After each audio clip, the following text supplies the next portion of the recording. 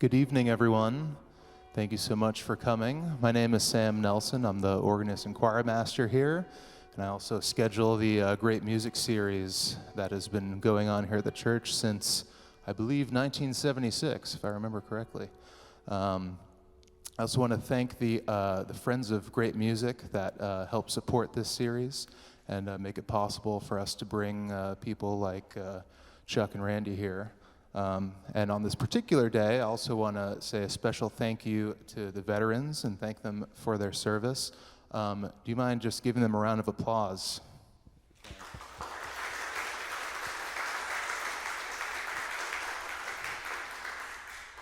Chuck Seipp, he was in the U.S. Army Band for 32 years, the Pershing Zone.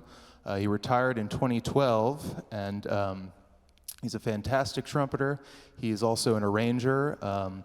Almost every organist in the country has his book of wedding music that he arranged for organ and one or two trumpets. It's really fantastic. And Randall Sheets, he spent 25 years as the ceremonial organist at Arlington National Cemetery and just recently retired. So I've had a really great time getting to know these guys. They've been here for a couple days now, and I think if I used up a little too much of their practice time just talking, but it was really a lot of fun getting to know them and just listening to them prepare this concert. I mean, I was smiling ear to ear a lot, so I think you're really going to enjoy it. And let's see, anything else on my list? They've got a merch table over here if you are interested in getting something afterwards. And I have to show you, nobody has a CD player anymore, right?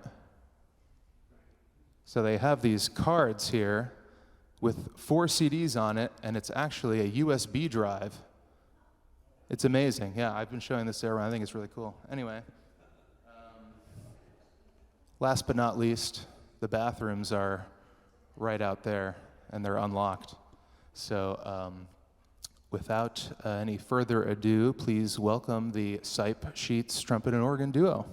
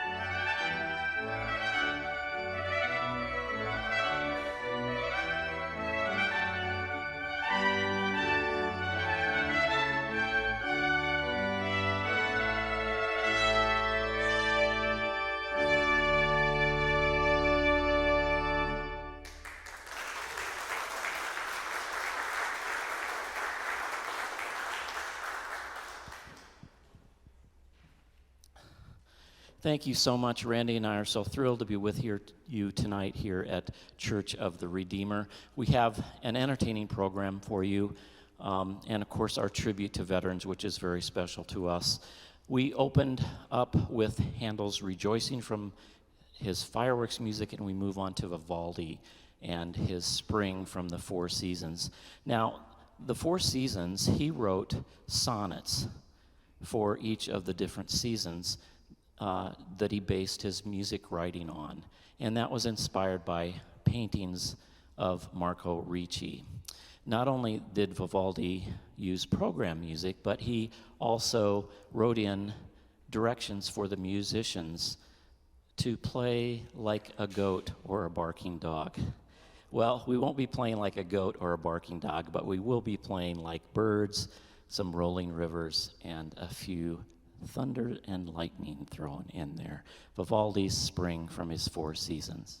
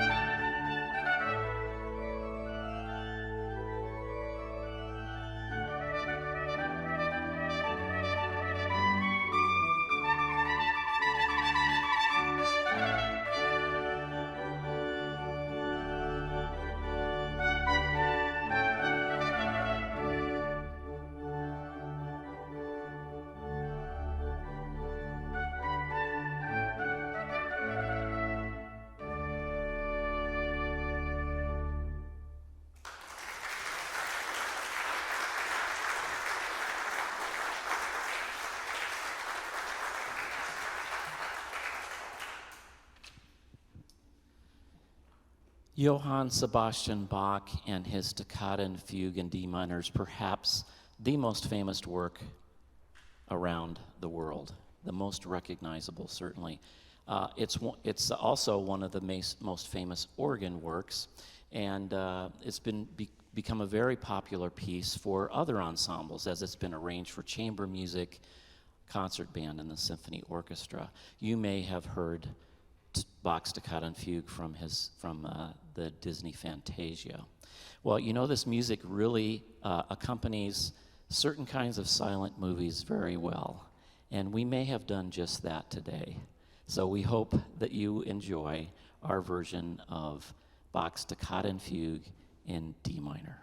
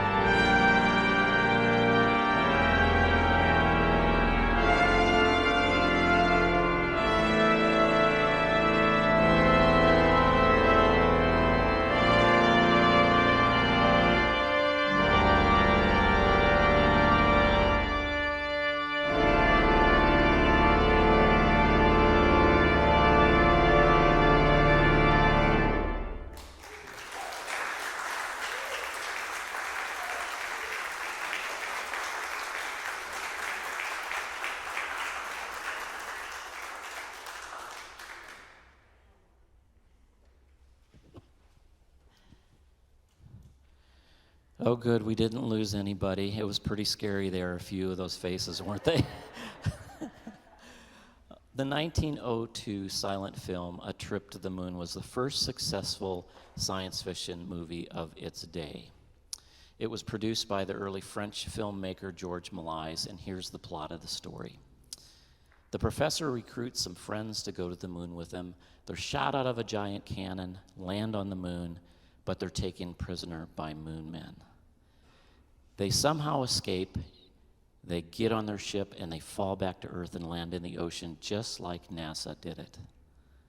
And you know, for these silent movies of this day, often organists would improvise their own film score music to these silent movies. We have this wonderful arranger that watched all this movie and put together, I think, really creative music to go along, which each scene really highlighting this movie to an incredible fun time. So I know you're going to enjoy our version of A Trip to the Moon. Buckle up, we're ready for takeoff.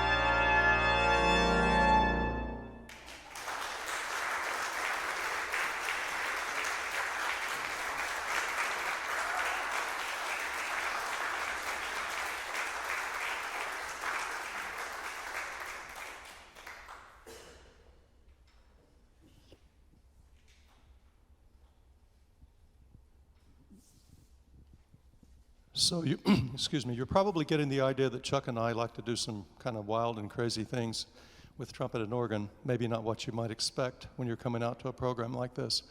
We do like to stretch the boundaries and explore new things, and we were talking about 3.5 years ago about something more contemporary to do, and we settled upon Bohemian Rhapsody. We started working with an arranger, compiling our ideas, and we got the first draft. And at that time, our youngest was 17, and I brought the score home with the title page for the Seipp Sheets duo, Freddie Mercury, and held it up for her. I said, Stephanie, she's not a musician, but she loves all kinds of music. So I said, Steph, what do you think about this? Her eyes got huge, and she said, Dad, are you really going to play that? It's the greatest piece of rock music ever written. And 17-year-olds can be a little hard to, show respect, but I had respect there for a few days at least. She was very excited we were doing this. It's a wonderful piece. The Queen, you all know the history. It was a British rock band that was founded in about 70, 71. By 75, they had their an album, A Night at the Opera, which was number one. Bohemian Rhapsody was on that album and achieved number one status in various countries for long periods of time. Freddie's considered maybe the greatest rock voice of all time. But what I think is interesting is the form. It's so unlike anything else in rock music. It opens with that angelic, prayerful almost beginning, followed by that beautiful ballad melody, and then eventually segues into an operatic feel and then into a rock feel. But then that melody comes back again at the end, and it ends with a prayerful feeling again. It's a very cyclical form, much like you'd find in classical music, so it's just very unusual. I don't think any of us know what the words mean. I've never met anyone or read anything that really said that. But what we have here is a software program, too, that responds to sounds. And so through the various sections, you'll be seeing some things on the screen that are actually responding to the sounds we're playing.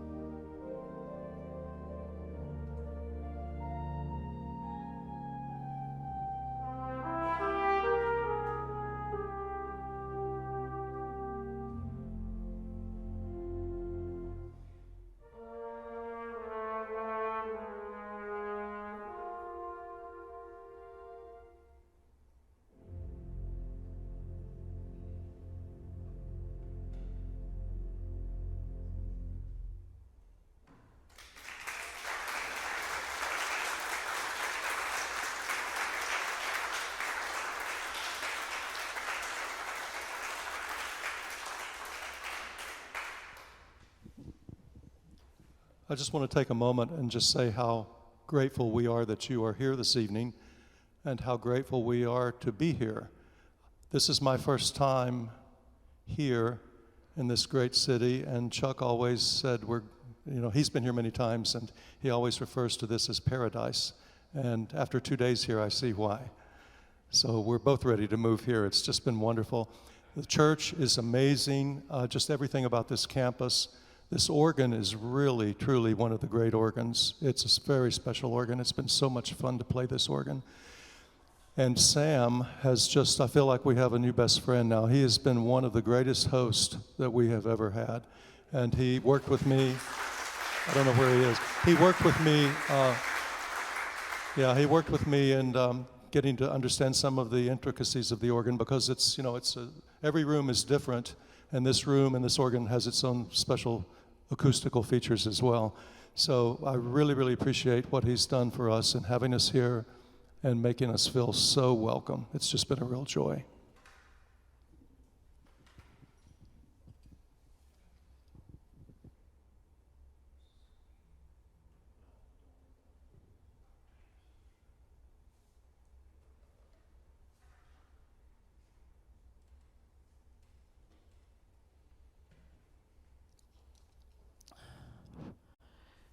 What a Wonderful World was the final hit of the iconic jazz trumpeter Louis Pops Armstrong. And we feel that with what Louis talks about this piece, the beautiful melody and the lyrics to this song, we felt this would be a fitting tribute to all responders around this wonderful world.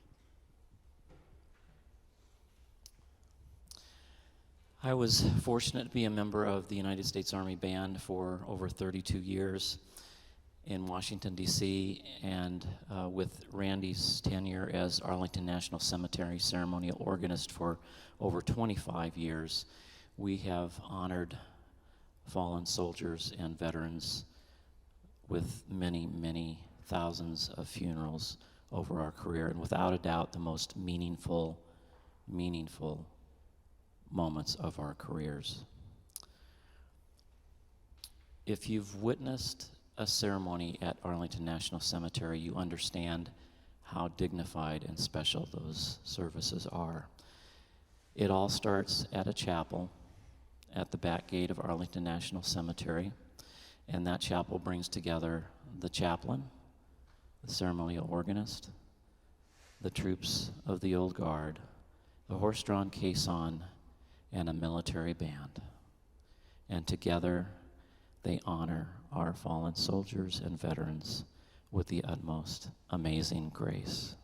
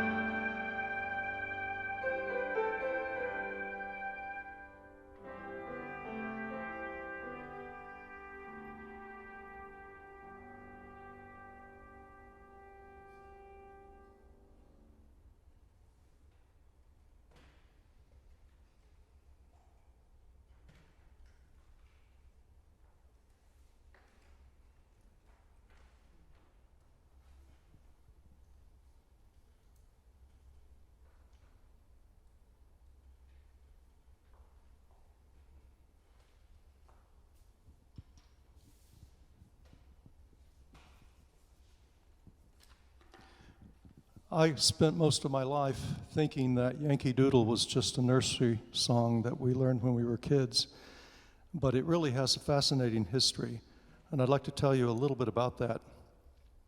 The tune, scholars think, actually dates back to medieval times. No one's sure where the tune comes from, but we do know where the words come from.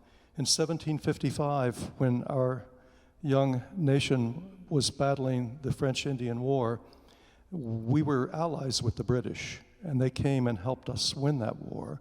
But at the same time, the British thought that we were, that the early American settlers were, a little bit uncivilized, if you will. And they kind of made fun of them.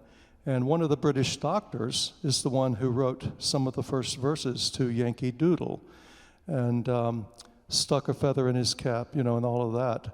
Kind of making fun because the British had, the middle-class Britons would put on airs, with silk and hats and different things. And in America, all they had were maybe sticking a feather in your cap. It's pretty primitive back then. So the British were making fun of the Americans. However, 25 years later, when we were in the War of Independence and we defeated Britain, the story goes that the British were marched in between lines of American soldiers, and the American soldiers then sang Yankee Doodle back at them. So it's kind of a fun story. I find it really, really interesting, too, that it's there's something like, several hundred verses to this that's been used for different things, and it's actually considered, it's still the Connecticut state song. So it's quite an interesting history, and it would be worth looking up. It's a good read if you want to look that up sometime. So what I will do is play some variations on the Yankee Doodle melody, and it shows the variations I like to do because of the tune, but also because it shows off a lot of colors, most of the colors of the organ.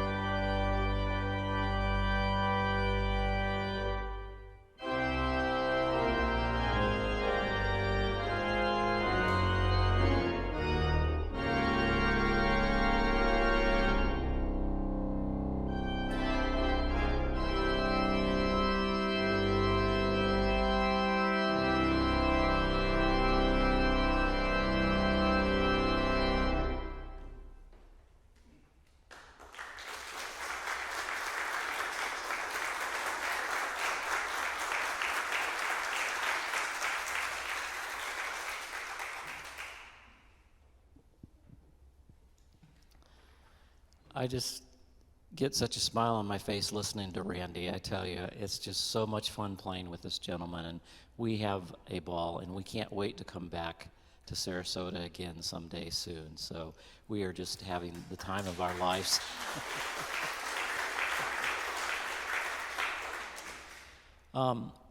The next two pieces we put together to make one longer piece because we love them so much and we feel like they fit well together. And they're very patriotic songs that the Army Band would often play. I have a colleague that's here with me this evening that sat right next to me in the United States Army Band and played many of these pieces from now to the end of the concert. Bob, you're going to hear a lot. You can probably finger along with me on some of these pieces. So Bob and Leslie Richards, it's so great to have you here tonight. That if they got really smart and decided to retire to Sarasota. So it's a real joy to be here with them. These arrangements were done by one of the most prolific composers and arrangers that we had on staff at the United States Army Band, James Kessler. And he did these specially for us, modeled them over what we did with the band, and they're just wonderful arrangements. He not only was prolific with the Army Band, but many outside things. If you've seen a Capitol Fourth and the Memorial Day televised services at the Capitol, he is usually the person that arranges all the music for those nationally televised programs. So he's really quite a treasure. So we hope you enjoy the sights and sounds of "This Is My Country" and "Battle Hymn of the Republic."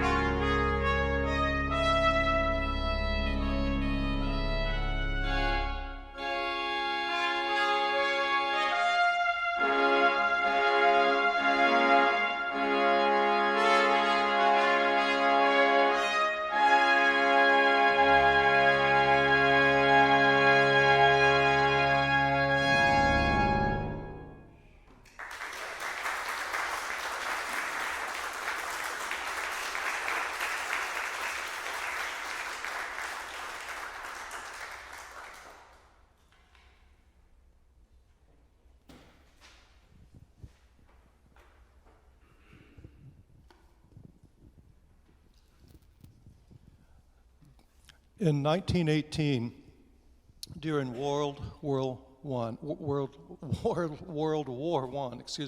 there was a young Russian immigrant named Irving Berlin. He was a sergeant in the army, and he drafted a piece of music for a musical review, but he didn't end up using it.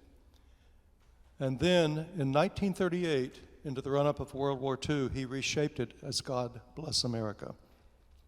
It was featured in the 1943 film In the Army, and Irving Berlin was in the movie along with Ronald Reagan, but what really stands out is that it was sung by Kate Smith in this movie, and it became her signature song. Today, many people consider it a second national anthem. Irving Berlin said of this piece, being a Russian immigrant, I think he came here when he was about 5. He said this was, and evidently his mother would go around the house saying, they were so grateful to be here, God bless America. So he was a little kid and his mother would say, God bless America. And he expressed it this way. He said it was an expression of gratitude for what this country has done for its citizens, of what home actually means. The opening verse of this is not as well known as, of course, the chorus or the refrain, but I want to read what the words are for that. The opening verse says, while the storm clouds gather far across the sea, let us swear allegiance to a land that's free. Let us all be grateful for a land so fair as we raise our voices in a solemn prayer.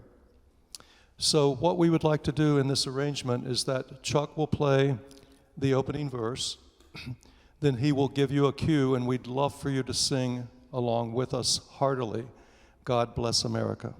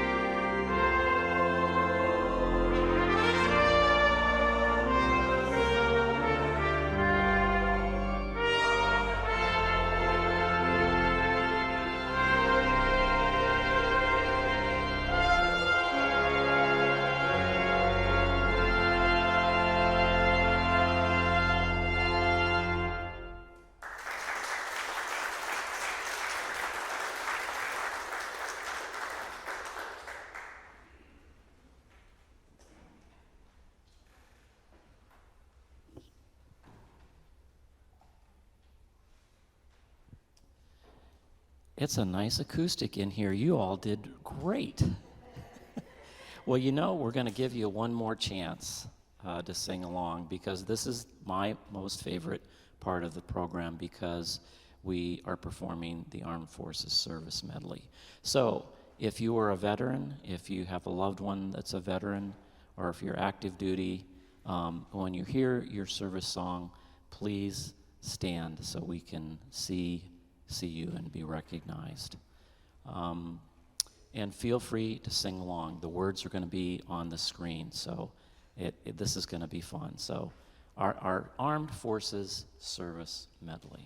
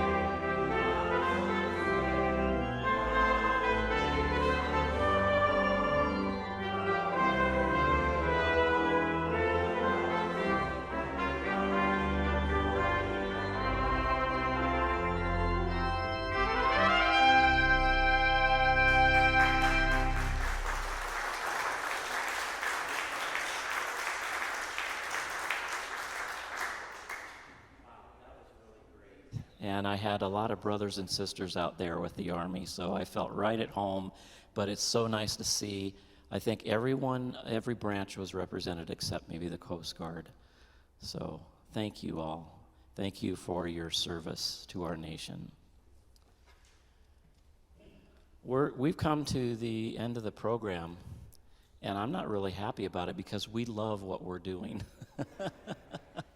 But I know you've been sitting for a while, and we can't be more grateful for you coming out this evening.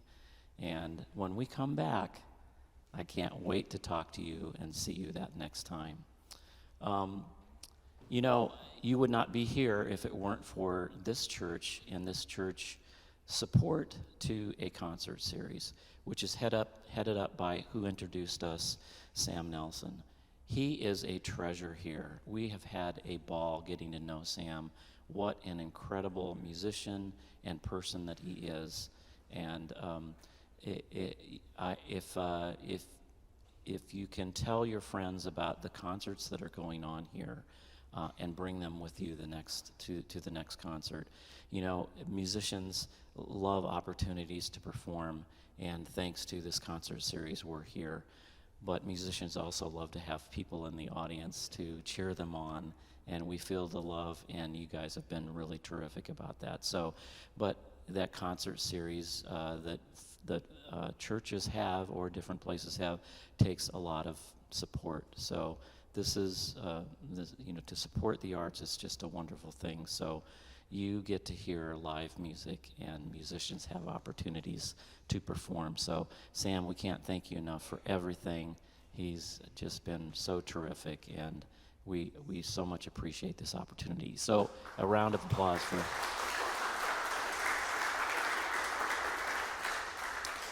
And you guys have been so wonderful. We can't wait to talk to you after the concert. If you want to take us home with you, you can do that via a CD or a flash drive if you like. But we really want to speak with you after the concert. So thank you so much for coming. We're going to end with Stars and Stripes Forever. In 1987, Congress declared that the National March of the United States. And Bob, we played this about every concert, didn't we? Yes, we did. But, you know, we also played it for other events like the honor flights or the honor buses that would come to Washington, groups, an organization that would bring veterans to Washington, D.C. to see the sites and the memorials that they would fight for, that they fought for. And what was striking to me is when we would play Stars and Stripes, there was something about that song that made a difference to them. And it's just an example of the power of music. So that's one of the real special memories that I have in all those years of playing, is playing for our veterans. And we are so grateful to all the veterans. I think nearly every person here tonight is a veteran, almost. So thank you so much for your service. I think that's it for now, unless I've forgotten some. I'm sorry, but I know I've got some friends here tonight, and it's so fun to play for old friends and now new friends. So thank you all for coming. We'll see you in a minute.